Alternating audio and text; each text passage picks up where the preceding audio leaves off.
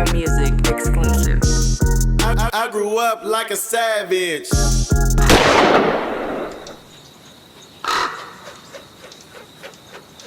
You like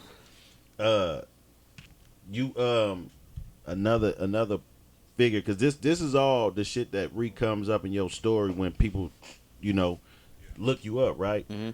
Johnny Cinco. Yeah. What role did he play? He introduced me to Future. Mm. And the crazy part about it, What year is this? Man, I can't remember. What was it? In 2009? 9. 2008, 2009? Because you on the first shit. Mm-hmm. 2008, 2009. See, now that was a time. That was a crazy ass time because I had a lot of I was trying to get my name up, so I would get with all the people that had the little names in a school Mm-hmm. or just in their hood in general. So I know Five. He had a name. You know what I'm saying? He had a name. He had good music, and everybody knew who he was. Right. You know what I'm saying? Who he is and stuff like that. So, shoot, why not? Build a relationship with him and make some shit happen. Now we ended up making some hits, Right. and we made good ass music, bro. We really did. We was down there together every day. Mm-hmm. And next thing you know, he was telling me about this dude named Future. I'm like, no, I ain't never heard of him.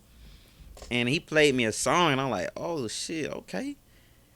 And he like, bro, I sent him this song, and I want him to get on it now. I gotta ask you this. Mm-hmm. Now he play you this music, Mm-hmm. right? Mm-hmm. Future is an anomaly. He's a different type of nigga, right? Because you got niggas playing with auto-tune at the time. You got Wayne, because niggas got to figure it was different sounds of Wayne with the auto-tune, right? At one time, somebody didn't know how to tweak that auto-tune for Wayne. It was a little bit, how the shit be doubling, and then he got, you could tell somebody worked it out. But Future came in the game. Future came in the game on some totally different sound. On a totally different sound. So you hearing this. The prominent sound in Atlanta at the time is straight trap. Jeezy, Tip, and that type of sound, right? Mm-hmm. So when you hear this, this was I ain't even gonna say T.I. T.I. was probably up out of that. He was out of there by that time? He's probably I think he was probably he was chilling, I think. I think he was doing movies and stuff. Okay. He was chilling. Jeezy was still doing his thing though. Mm-hmm. Jeezy was still going crazy. Mm-hmm. And that ended, and then next thing you know, you hear YC. YC, that was the next. That was the. But then Future right there. Mm-hmm. He on the Because first he wrote the big song. joint. He Yeah. wrote the shit. Yeah. So the song you heard from Future though was it wasn't that, but it was some other shit you like. Yeah, it was some shit called, what was it called? A song called Notice Me. Okay. It was called Notice Me. And I'm like, damn, nah, it was another song he did too. I can't remember it, but that shit was hard too at the time. But Notice Me was one of the ones that I picked up on with bruh. And Five, he had me, he played it for me. And I'm like, damn, who the hell this is? Right, you know what I'm saying? Right. He was like, man, I'm gonna send him the song that we just did, so because I want him to get on it. And Future at the time, he was on the come up, so he was moving around, moving and shaking, networking and stuff like that. He sent him the song, and Future was like, bro, I gotta do this shit. I got it. Right. He was like, bro, I gotta put a verse on this shit. And man, he had him come to my crib and he recorded it.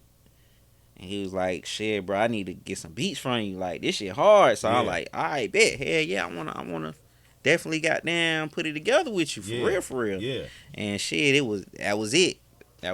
How did the YC connection happen? Did he just come back with that, or you knew him? I didn't know YC at the time. Okay. I don't really know all the details about that part, what they did on that. Mm-hmm. But I knew it was some stuff that was going on. YC ended up doing a deal, I believe, and I think Future couldn't use the song or something. It was something. I don't want to put nothing out there that's wrong. But right. I think it was something where he couldn't put it on his project, and because the label wanted it to be you know, they was building around YC and everything around him, and they didn't. I don't think they wanted him to put the song on the Dirty Sprite mixtape. Right. You know, so Right. I think that was something that was going on at the time. But well, other than that, it didn't stop nothing. But at that time, because I think what's important about when we talking about the 50 years of hip hop and where we at with it now, we be needing to explain to people how this shit go, right? So he can't put the song on his tape, right? But he can eat.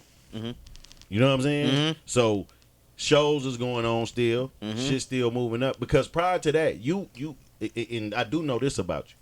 You said that you was giving out beats and they just had to pay for the time. Yeah, like shit. Cause I had to realize something like shit. A nigga name ringing bells in my hood, in my city, but at the same time, it's bigger than that. So exposure is everything at this point.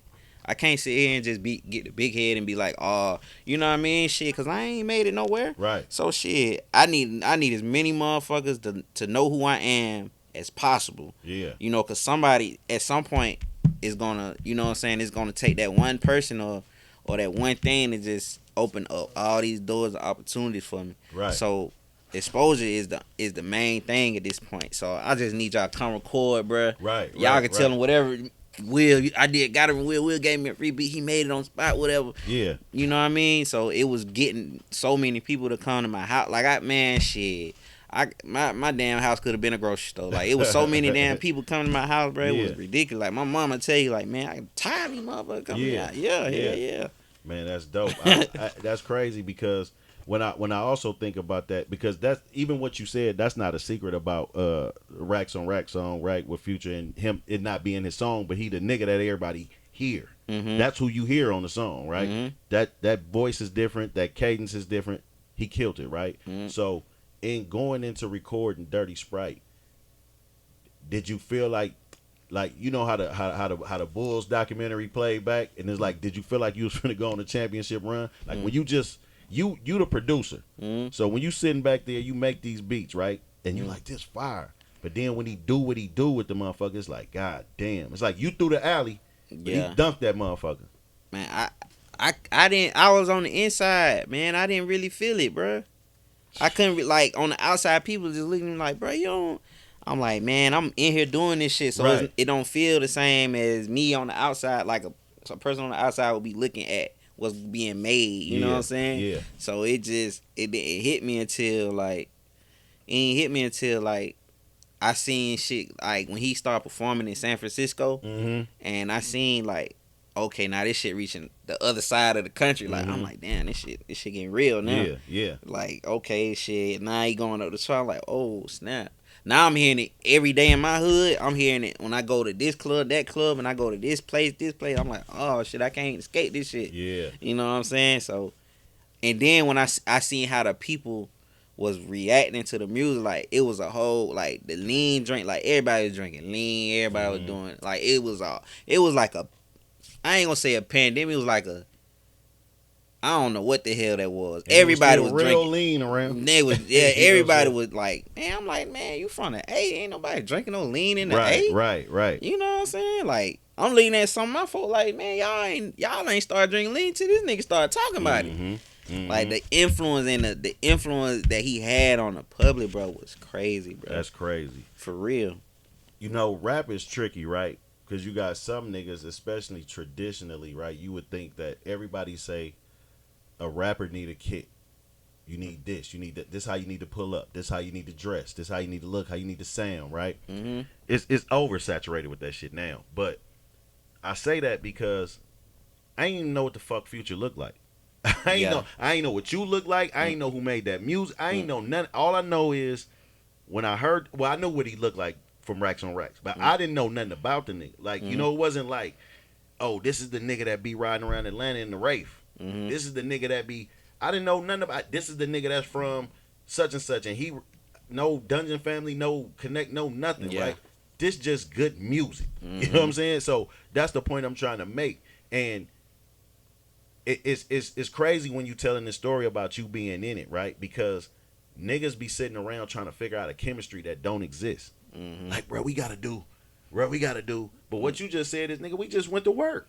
Hell yeah, like I come some days he'll call me, hey man, pull up to the studio. Like the way he work, bro, he like it's like a robot, bro. Mm-hmm. Like I ain't never seen no shit like that. Yeah. For real. I ain't never seen no shit like that. Now, the only time I seen some shit like that was when I was in the studio with Gucci. Right. But Gucci had a notebook. But he had it. It was like this nigga pick up a notebook and he hear a beat. He'll go straight in the booth and he ain't coming out till it's done. And he probably ain't gonna come out. It probably be 10 minutes. Future going there like he hear a beat. It was just like every beat that I play he recorded on. That's crazy. Every beat it didn't matter. Like he didn't have to skip nothing. That's He how just it playing felt, the though. beat. That's how it felt. And then he'll go in there, no notebook, no nothing. He just straight off the top, bruh. And that shit, like, he be done like that. He could do like down to 10 songs in about an hour, probably less than that. God damn. Man, crazy, man. Something wrong with it. Now, is it a lot of post production or is it that shit damn near coming out just raw? It's like he finishing it as he go. Right. Like he don't even have to go back. That nigga cold. For real. That nigga cold. Because the reason why I say that is because, like, so he know what he do. It's like what he wants. It's like he knitting the song. So it's like, you know, by the time you end the end of the knit, it's over with. You ain't got to go back. Yeah. Like he knitting that shit. Knitting that shit together to the perfection that he wanted. And when he done. He ain't got to go back unless they mixing it or something. How did that album impact your life? I had to move. I had to move. For sure. Yeah, I had to move, yo. Yeah. A lot of artists that I really looked up to, like, contacted me and stuff. Mm-hmm. And man, you just getting pulled left and right. Everybody want to sign you. Mm-hmm. Everybody want to get you. You know what I'm saying? Get you in a deal. Like it started like I had a mentor. He passed away. He passed away recently, and he had some friends that he found out wasn't his real friends because they seen me, you know, turning up, and they had artists and stuff too. Mm-hmm. And he started to see like, oh, now I got my homie over here. He turning up. Y'all trying to go behind my back and get him a deal? Like, that ain't cool. Like, he started to see like it was a lot of backdooring. Like he, you know, it was a lot of that going on, and it was just a lot of envious. Like it was a lot of that going on too. It was just a lot to take in. Like I'm like, damn, this shit even worth it. I ain't even really got to the, you know what I'm saying? Like, shh. Yeah. I ain't even got no number one yet. Right, You know, I ain't even seen a real check yet. Right. All this stuff is just going at the moment. I ain't talked to no labor yet. We ain't really got in the mix of none of that yet. People trying to trick me out my publishing, this, that. It was just a lot. Like that very first blood when you young like that, people try to manipulate your mind. Mm-hmm. And then, you know, when it's like, when you got somebody that's already established, already famous, already in it, you know, they tend to try to manipulate you more because you look at them as, he, you know what I'm saying? He that dude, he that nigga. So them the ones that try to manipulate your mind more, you know what I'm saying? Because you're young and they think, you know, you young, he don't know nothing. But see, my mentor put me up on game about publishing and all of that. Mm-hmm. You know what I'm saying? So I didn't know at the time how important it is, but now, as I started to really see, like, I'm like, damn. So you never had the opportunity to fuck up? Like, Nah, he was on you from the beginning? Nah, I ain't never had no opportunity to fuck up, but I did have to sacrifice some shit, though. Yeah. Because in the beginning, you gotta, ain't no way, bro. You gotta give us something to get to move That's forward. different, but you knew what was going on, though. Yeah. But to see at the point, motherfuckers just trying to take all my shit. Right. And I'm like, hold up. Right. I get this. And they nigga like, oh, you know that? You know that? Yeah. Yeah, nigga, I know that. Yeah, nigga, I don't know play with me. Don't play with me, bro. Like, I Nigga, know what's going on, bro. I know that, nigga. I know what's going on, bro. So don't do that to me, man. We could work something out. Right. You know what I mean? I know this is my first go round, so I already know it's something. I got to give up a little something to get somewhere. Mm-hmm. You know what I mean? So, you know, nigga did business and shit, and everything was everything. Everything was smooth after that. Yeah. They all blue. They all blue. I'm just trying to stay racked up like you. Put an 8 in a 1 and do magic. Tryna stretch hair on like elastic. Eco-friendly drug dealer, I don't waste no plastic. Use all 4 corners of that baggie. All I ever wanted was a bankroll. So I pull up on Champ before the bank close. Say no to stank hoes and stank clothes. No paramedic pimpin', nigga, we don't save hoes. Yeah, rest in peace to Lil'